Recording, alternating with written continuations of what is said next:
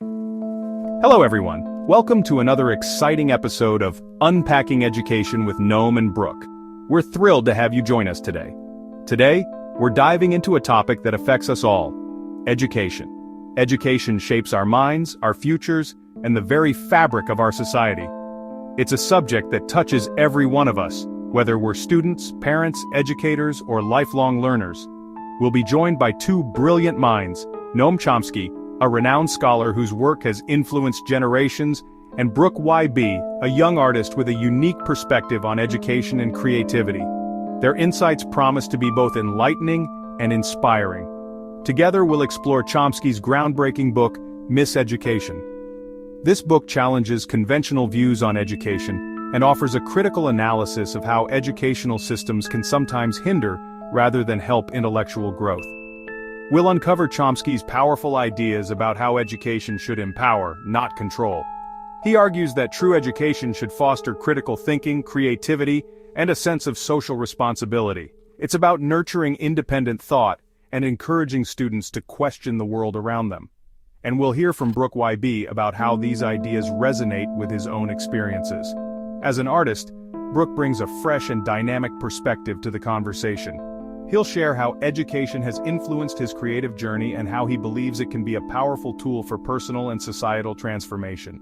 Get ready for a thought-provoking discussion that will challenge your assumptions about learning. We'll delve into the ways education can be reimagined to better serve individuals and communities. Whether you're an educator looking for new ideas, a student seeking inspiration, or simply curious about the future of learning, this episode has something for you. So sit back, relax, and let's unpack education together with Noam and Brooke. Noam Chomsky is a big deal. Born in 1928, he has become one of the most influential intellectuals of our time.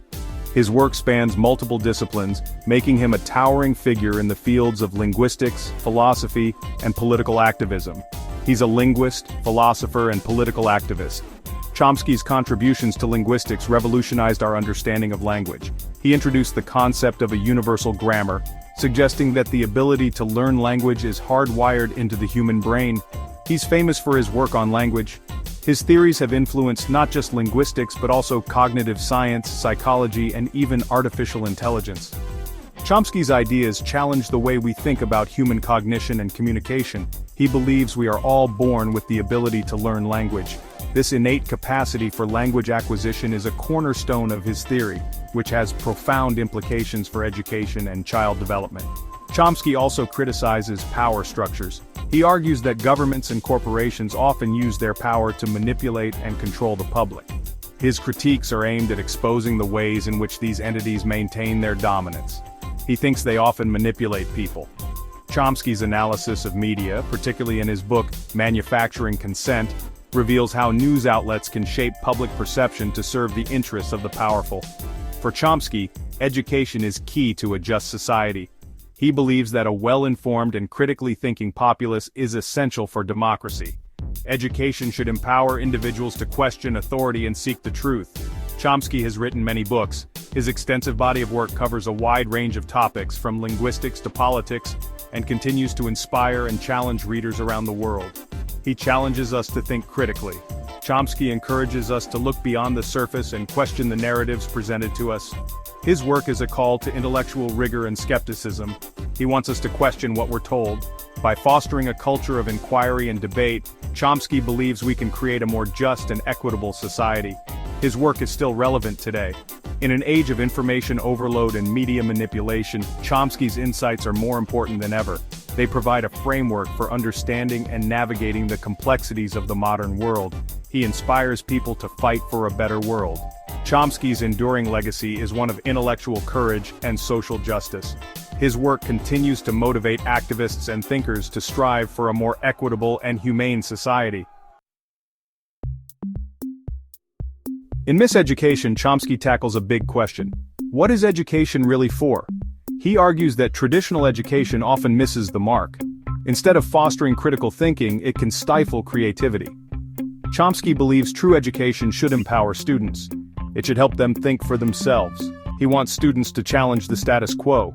He sees education as a tool for social change.